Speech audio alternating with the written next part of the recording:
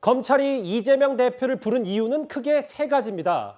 먼저 그 가운데 두 개는 대장동과 백현동 특혜 의혹과 관련해서 이 대표가 허위 사실 공표했다, 이 혐의인데요.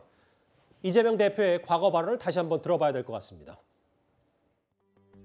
무려 5,503억 원 가량의 개발 이익을 환수한 겁니다. 대장동 개발은 지금도 제가 자랑하는 성남시장 시절의 최대 치적입니다. 성남시가 돈 한 푼 들이지 않고 5,503억 원의 개발 이익을 환수했습니다. 특혜를 준 것이 아니라 특혜를 회수한 겁니다. 이게 제가 사과할 일이 아니라 좀 칭찬받아야 될 일이라고 확신합니다. 왜 이것을 이재명 지사에게 특혜라고 묻는 겁니까? 이게 조작입니다. 공공기관 이전 특별법에 의해서 식품연구원이 지방으로 옮겨가는 돈을 마련해야 되는데 국토부가 요청을 해서 팔았는데 안 팔려가지고 유찰이 몇 년 동안 되니까 네, 지사님. 수익이 간 겁니다. 예, 백현동 개발사업의 지사님께서 성남시장 시절에 특혜를 줬다고 생각하시는 걸 제가 묻고 있습니다. 전혀 사실이 아닙니다. 그거는 국토부가 요청해서 한 일이고 공공기관 이전 특별법에 따라서 저희가 응할 수밖에 없는 그런 상황입니다. 앞서 정 의원님 말씀하셨죠. 이재명 대표는 당시 국감 때 국토부가 성남시 공무원들에게 용도 변경을 압박했다 이렇게 주장했는데 사실이 아니다. 그래서 검찰로 넘겨줬고 대장동 관련도 이익을 환수했다고 하는데 이 부분이 허위 사실을 말한 거다. 이 부분인데 노동열 교수님. 네. 이걸 일단 법적으로 검찰이 일단 이 부분에 대해서 물어보기 위해 소환을 출석 요구했기 때문에 어떻게 좀 받아들일 수 있을까요? 몇 가지로 좀 나눠보고 싶은데요. 오늘 검찰이 소환 통보했다는 그 혐의 사실, 예, 아직 이제 검찰이 기소를 결정한 것도 아니고 그럼요. 이제 경찰이 송치한 사건을 검찰이 기소를 할지 말지 결정하기 위해서 예, 보완 수사하는 단계죠. 아직 모든 것이 확정되지 않은 단계라고 말씀드려야 되고요. 아까 이제 김 대표 얘기하신 것처럼 이 문제는 그동안 수사해 왔던 우리가 알고 있던 여러 가지 의혹들의 본질은 아닙니다. 본질과 전혀 관계없는 것들이고요. 단지 이제 그것들이 그 선거 과정에서 아하. 서로 문답하는 과정에서 허위 사실 공표가 있었느냐, 예, 선거법상 허위 사실 공표 점이냐 하는 그걸 결정하는 단계거든요. 예, 이게 아마도 이제 다른 건 잘 모르겠습니다. 아까 얘기한 대로 대장동 관련해서는 여러 차례 이제 그 그동안 뭐 검찰 수사도 있었고 하기 때문에 근데 백현동 관련해서는 이거 그렇게 어렵지 않게 결론이 날 것 같습니다. 어렵지 않게 결론이 왜냐하면 저희 난다는 건 어떤 얘기입니까? 예, 국토부가 성남시 공무원들이 용도 변경을 압박했다는 거 아닙니까? 예, 그건 왔다 갔다 하는 국토부와 성남시 사이에 공문이 있었다는 거거든요. 예, 공문을 공개하면 됩니다. 국토부는 당시 그냥 협조 요청이었다는 것이고 이재명 후보, 당시 후보 측에서는 이것은 국토부가 압박, 나중에 또 한참 가서 협박까지 했다는 것이었거든요. 근데 이제 경찰이 예. 1차 조사를 해보니까 이재명 대표가 거짓 해명을 한 거 아니냐라고 결론을 내리고 1차 검찰을 넘긴 일단은 거잖아요. 경찰이 결론 그런 거고 예, 그러나 경찰의 결론이 유지될지 안 될지를 검찰이 보완 수사를 해야 되는 거니까 소환하는 것이고요. 두 번째는 세 번째니까 아까 두 번째고요. 세 번째는 이 문제는 만약에 이제 허위 사실이라고 한다면 그 사실관계 자체가 일단 아까 얘기하신 것처럼 적어도 이렇게 선거 과정에서 여러 가지 표현의 자유를 굉장히 두텁게 보호해내는 건 맞지만 지난번 이제 이재명 그 지사 그 경선 과정에 있었던 그 대법원 판결은 뭐였냐면 허위 사실은 맞다. 그러나 다른 사람이 묻는 과정에서 예, 형에 대한 강제 입원이 있었습니까? 라고 물어보니까 그런 일이 없었습니다. 라고 소극적으로 부인하는 것이지 적극적으로 허위 사실을 공표한 건 아니다.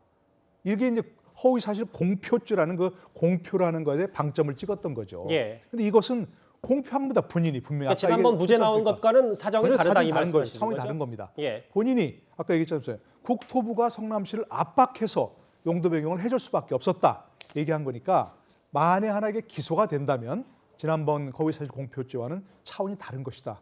이렇게 몇 가지 좀 나눠볼 수 있을 것 같습니다. 예. 검찰이 이재명 대표 부른 이유 제가 말씀드린 것처럼 세 가지라고 했죠, 크게. 두 가지가 이 대장동, 백현동 관련 허위 발언, 허위 사실 공표한 거 아니냐. 하나 더 있습니다. 바로 이 김문기 처장. 대장동 개발 의혹 수사를 받던 중에 숨진 김문기 전 처장 관련해서 이재명 대표가 김문기 처장을 몰랐다. 이 발언도 검찰의 소환 조사 대상이 됐습니다. 이분하고 내가 통화를 많이 했다. 근데 시장할 때는 이 사람의 존재를 몰랐다. 하위직 실무자인데 같이 갔으면 그 사람이 얼굴이야 제가 봤겠지만 그 사람이 이 사람인지를 여러분은 어떻게 압니까? 시장 당시에는 그 사람을 기억하지 못했다고 얘기한 건데 그걸 왜 의심을 하죠? 제가 그걸 숨길 이유가 뭐가 있습니까? 책임 얘기하시는데 저는 그분이 왜 돌아가셨는지를 모르죠. 참으로 안타까운 일이고. 당시 저희 채널에 출연해서 했던 발언. 그러니까 그 사람이 김문기 처장인지 여러분은 어떻게 합니까? 제가 그걸 숨길 이유가 뭐가 있겠습니까? 기억하지 못했다고 얘기한 건데. 근데 김문기 처장 뭐 기억하시겠습니다만 이 인물이 당시 대장동 의혹, 초과이익 개발 환수 조항 삭제한 인물로도 좀 밈이 잘 알려진 인물이었잖아요. 그렇습니다. 그러니까 이재명 대표 수사 관련해서 모두 이제 네 분이 중간에 극단적인 선택을 하거나 사망했는데 대장동 관련해서 두 분이죠. 한 분은 유한기 사업개발본부장, 또 한 분이 지금 이제 얘기하고 있는 그 개발 1처장인데 김문기 처장은 지금 사진에도 나옵니다만 이재명 당시 그 시장하고 호주 뉴질랜드 출장 가가지고 골프도 같이 치고 그거를 딸에게도 자랑하고 이랬던 게 다 그 보도가 됐습니다. 그래서 열흘 가까이 그렇게 해외 출장을 같이 갔는데 과연 그 몰랐다는 게 말이 되느냐 이런 논란이 굉장히 있었는데 이 부분을 지금 검찰이 지적한 것 같습니다. 특히 이제 김문기 처장은 누군가가 그 개발 초과 그 환수 조항을 삭제를 했는데 그게 이 대장동 사건에서는 굉장히 핵심적인 이슈인데 예. 그 책임이 누구냐 이걸 묻는 과정에서 스스로 극단적인 선택을 했기 때문에 수사가 말하자면 위로 올라가는 중요한 고리가 빠진 셈이 됐습니다. 그래서 지금 앞으로 이제 남은 이 선거법 아닌 수사에서도 굉장히 그 중요한 대목이 될 텐데 일단 그 선거법 위반 관련해서도 김문기 씨가 다시 등장한 것도 굉장히 좀 눈여겨볼 포인트인 것 같습니다. 김문기 처장 저 사진 얘기도 저희 뉴스탑10에서 수차례 보도한 바 있고 그럼 대략적으로 여기 계신 분들의 말을 중간 정리를 해보면 그런 것 같아요. 정미영 의원님. 만약에 경찰의 시각 혹은 검찰의 시각대로 저게 이재명 대표가 거짓말을 한 거라면 만약 했다면 근데 예전 사례와 달리 뭔가 적극적으로 거짓말을 한 거다. 이 부분이 물론 이번 백현동과 대장동 의혹 뭐 횡령, 뭐 배임 혹은 뭐 뇌물수수 이런 본질보다는 의혹이 작더라도 저 부분이 분명히 재판 과정에 가면 이재명 대표에게 극히 불리할 수 있다. 이렇게 정리가 가능한 겁니까? 그렇죠. 그다음에 지금 먼저 경찰에 이거를 신속하게 검찰에 넘긴 거는 아마 시효 문제 때문에 그랬을 거예요. 그다음에 이 선거법 위반은 다 아시겠지만 그 아주 작은 금액이라도 판결이 나면은 사실 아웃이 돼요. 그래서 이 굉장히 중요한 죄라고 저는 보고 있는데요. 이 초과이익 환수 조항은 어떻게 보면은 그 이재명 의원에 대한 그 배임죄, 이 대장동 사건에 있어서 가장 핵심적인 그 배임죄를 가를 수 있는 중요한 포인트이거든요.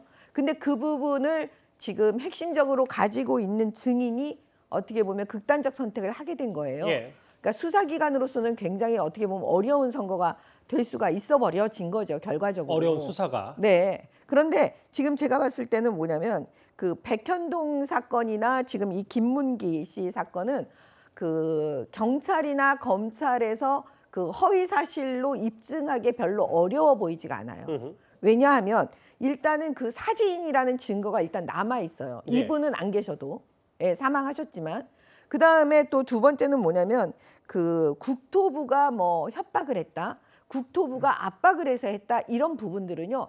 국토부의 증인, 국토부가 증인으로 나와서 그 당시 상황을 충분히 설명할 수 있는데 이미 국토부에서 입장을 밝혔습니다. 자기네들은 협박이나 압박을 한 적이 없다고 그 당시에요. 그렇기 때문에 이 지점은 허위 사실로 저는 기소하기가 검찰로서 그렇게 어렵지 않다고 봅니다.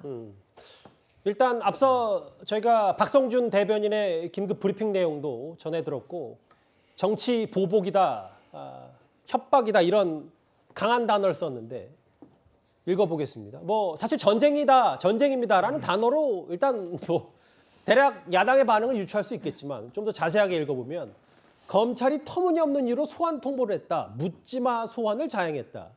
검찰 공화국의 정치 보복을 강력 규탄한다. 이렇게 얘기를 했어요.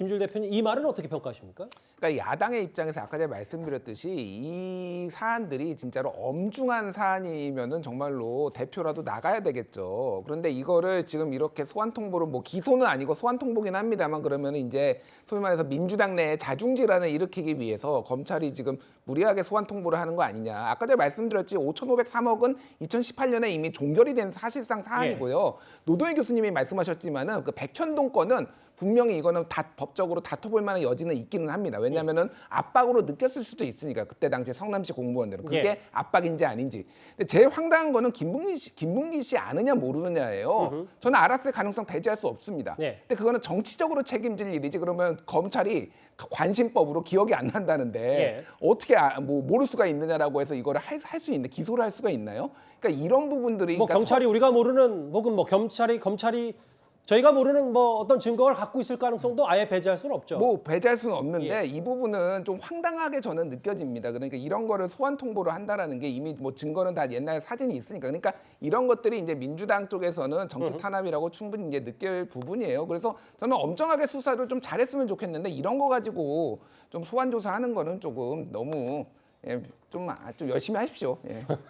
계속 검찰의 분발을 촉구하고 있는데 잠시만요. 그러니까 김 대표님 말씀은 어쨌든 제1야당 당대표를 이렇게 검찰에 부르는 취임하자마자 부르는 과정에서 그 혐의가 그렇게 크게 보이지는 않는다. 이 말씀 계속 하시는 것 같아요. 민주당 논평 하나 더 있습니다. 제가 읽어볼게요. 김건희 여사 사건들, 여당 의원 사건들 줄줄이 무혐의 처분하면서 제1야당 대표의 정치적 발언을 사법적 발언에 판단해. 이게 황당하다라고 했습니다. 노 교수님 어떻게 답변하시겠습니까? 그거는 사실 뭐 그 이재명 대표에 대한 소환이 정당하냐 아니냐는 관계없는 얘기고 화제를 돌리는 것이고 아까 이제 김 대표께서 여러 가지 얘기하셨지만 이게 뭐 엄중한 사안이 아니라고 하셨는데 그건 조금 의견이 다른 게요. 우리나라 그 선관위와 또 선거법과 선관위와 또 검찰이나 경찰에서 선거법 위반 혐의에서 굉장히 무겁게 보는 게 허위사실 공표입니다. 심지어는 과거 사례에서 제가 정확한 숫자는 아니지만 예를 들면 어떤 시장 후보가 내가 예전에 뭐 하다가 뭐 버스 100대를 마련했다 이렇게 얘기했단 말입니다. 자기 치적을 자랑하다가 근데 실제 세 보니까 80대밖에 안 돼요. 그래서 당선 못 되는 경우도 있어요. 그게 뭐 황당하죠 사실은. 100대라고 했는데 80대면 근사한 수치인데 이렇거든요. 허위사실 공표라는 혐의가 무게가 작지 않다. 무게가 있습니다. 무게가 있고요. 두 번째는 아까 제가 말씀드린 대로 이 부분은 원래 검찰, 경찰이 수사하던 사건은 본질이 다르죠. 본질이 아니죠. 격가지고. 그렇기 때문에 좀 보는 사람 입장에서는 좀 뜨악할 수도 있어요. 뭐 이런 것 갖고 기소를 하려고 그러나 이런 거 소환하라. 그런데 아까 말씀하신 것처럼 이 문제는 9월 9일 날 공소시효가 있습니다. 그 전까지 만약에 기소를 못하면 그거는 더 이상 처벌할 수 없거든요. 일단 1차 수사는 이렇게 정리하고. 그러니까요. 그러니까 첫 수사를 빨리 결론을 내려야 하거든요. 그러니까 소환을 한다고 해서 반드시 검찰이 기소할 것이라고 전제하지 하면 안 됩니다. 이거는. 다가 잘 해명하면 검찰에서 그러냐 하고 기소 안 할 수도 있다는 얘기입니다. 알겠습니다. 그건 결론을 지금 예단할 필요가 없다는 거죠. 그런데 민주당이 최근 당헌 80조 3항을 개정한 바 있습니다. 그러니까 기소 시 직무정지 이 당헌을 고쳤다. 이것 때문에 셀프 구제 아니냐라는 논란이 많았는데요. 화면 잠시 보고 오겠습니다.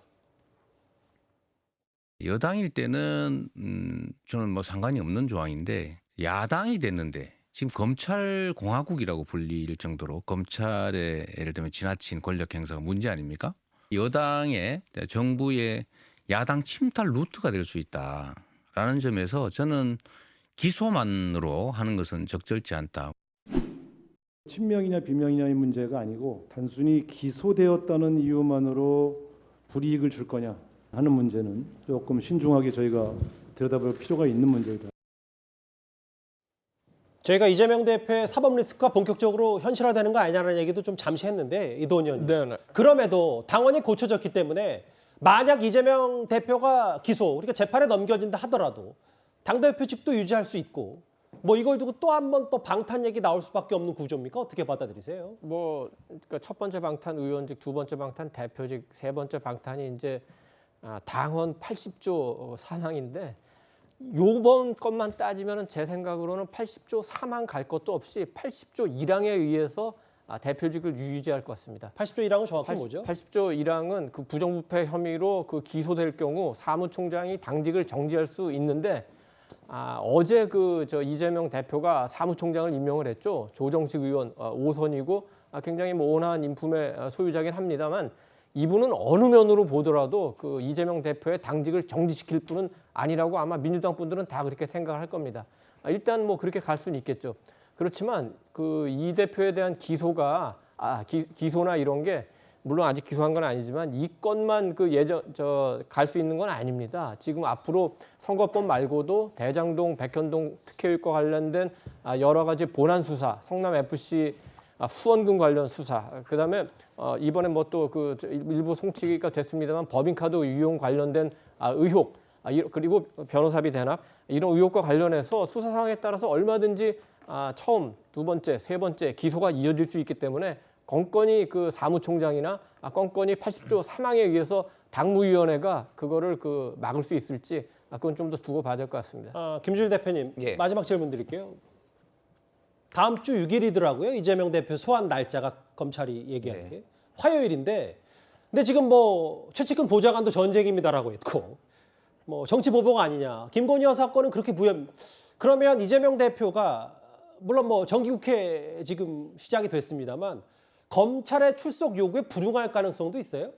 저는 이거는 뭐 모릅니다. 이거는 전혀 모르고 그냥 예측인데 저는 불응할 가능성이 높다고 봅니다. 아하. 왜냐하면은 어차피 이거는 아까 말씀드렸듯이 이미 증거는 다 있는 거고 이제 이재명 대표를 소환을 시킴으로 인해서 부수적으로 노리는 정치적 효과가 있다라고 민주당 쪽에서는 생각할 가능성이 높아요. 예. 말씀드렸듯이 이게 굉장히 중한 거는 노도일 교수님하고 저하고는 좀 다르지만 어쨌든 알겠습니다. 예. 그런 게 아니기 때문에 이거는 소환 불응하고 기소할 테면 기소하시오 이렇게 갈 가능성이 좀 높다고 봅니다. 예. 검찰에 출석하지 않을 가능성이 있다. 정 의원님도 그거 동의하시고요? 아니 그렇게 하려고 대표한 거잖아요. 그리고 80조 고치고 막 그렇게 한 거잖아요.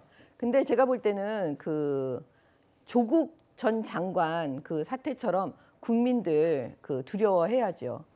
그다음에 핵심은 저는 이 선거법 위반 있잖아요. 이게 100만 원 이상만 나오잖아요. 그러면 5년 동안 선거에 출마 못 합니다. 굉장히 중요한 사실 범죄입니다. 알겠습니다. 정치적으로 보면은 저는 이재명 대표가 출두할 가능성이 있고 또 그런 것이 정치적으로 훨씬 이익이라고 생각해요. 반대 생각을 갖고 계시군요. 이재명 대표가 방탄 치는 줄 알았더니 그래도 검찰에서 소환하니까 당당하게 수사에 응하는구나. 그럼 뭐 떳떳한가 보다. 이렇게 오히려 생각할 수 있지 않겠습니까? 특히 앞으로 예상되는 기소건들은 굉장히 혐의가 중할 수가 있죠. 지금도 노동현 교수가 잘 설명하신 것처럼 굉장히 알겠습니다. 허위 사실 유포가 중할 수는 있지만 상대적으로 우리 김준일 대표가 얘기한 것처럼 지지자들은 별거 아닌데 왜 그래? 이런 사안이라면 미리 선제적으로 가서 원래 이재명 대표는 당당하게 수사에 응하려고 그러는데 계속 이러니까 민주당이나 이재명 대표도 화나는 거 아니야? 이렇게 해석할 여지가 있는데 지금부터 피하면 그러면 그렇지. 역시 구린 게 많고 역시 저래서 방탄한 거야. 이렇게 다들 생각하지 않겠습니까? 예. 어느 분 예측이 맞을지. 물론 뭐 이걸 저희가 꼭 베팅을 하자는 건 아니지만 다음 주 6일로 검찰이 소환 통보를 했고 윤석열 정부 출범 이후 첫 정기국회 오늘 첫날이었는데 제1야당 당대표 검찰의 소환 통보를 받았습니다.